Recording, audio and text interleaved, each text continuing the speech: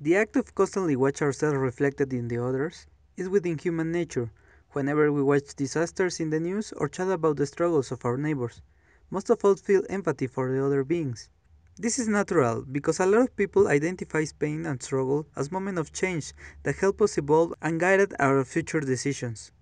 That's why we root for David instead of Goliath, because we feel the effort in the first one, while in the second one we usually don't. But here's where it gets interesting. Because we don't want to feel the pain of the underdog, we identify ourselves as someone who also has suffered or fell out of control, revealing our empathy. But in the end, we want to defeat this monolith in front of us. We want agency, revealing our desire to feel free. Both parts are important, since we all aspire to at least some form of stability, and that's why we need someone to show us it's possible to achieve our goals. But we also need an embodiment of this success, someone that shows us what it's like to have everything we desire.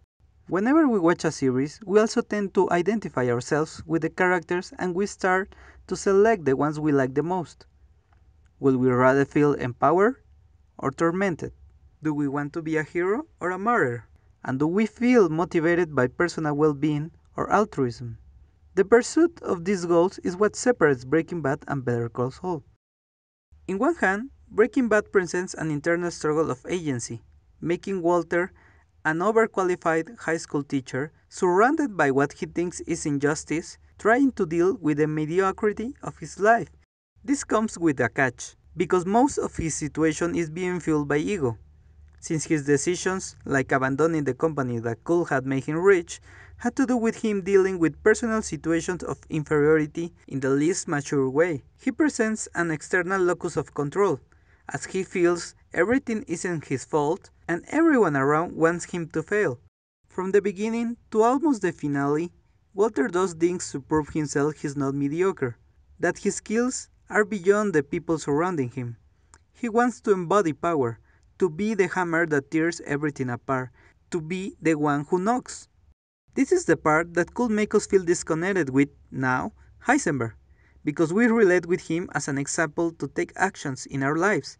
But not everyone will empathize with his motives. What we believe is right may make us feel apart from this character. In the end, this changes, as he accepts that he has become toxic and should be stopped, so he decides to help others instead of himself. But that makes him a hero? Again, I believe the simple answer is no, but his regrets are the part that make him feel human, and finally, more relatable. On the other hand, Better Call Saul presents the opposite perspective. Jimmy started as a conman, as someone feeling in complete control of his situation. He wasn't rich, but he decided everything around him. But is his empathy for others what makes him rethink his life? At the beginning of season 1, Jimmy lacks agency in his life, since he doesn't have the money to make himself a respectable lawyer and wants to demonstrate the same thing to his brother. The ideal to be like Chuck is the main deadweight in his life, and even as a physical person, his brother demands time and attention from Jimmy, because he cares for him and believes he's the only one who can help him. This starts to change on season 2, when the pedestal is broken, setting Saul free. Unfortunately, he ends up attached once again to another person's ideas, when he decides to enter a new lawyer's buffet trying to satisfy Skim. This is why I find Jimmy more relatable than Walter, since he actually has been betrayed by others, and we are constantly shown the struggle he suffers to make what he believes is right. He lacks agency, but demonstrates a will to go through the right way. For me, both stories are about agency in our lives, but presented from two opposite extremes, to finally end up with something in between.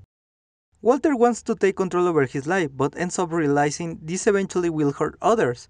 Meanwhile, Jimmy decides to concede control over his life to others, but realizes this eventually will hurt him. It's up to you which one you relate more. I personally enjoy more Jimmy's arc, but I also understand why Walter is such a big hit. This has been the All-Arounder Geek, Master of Nothing, Apprentice of Everything, and remember, this is an amazing time to be alive.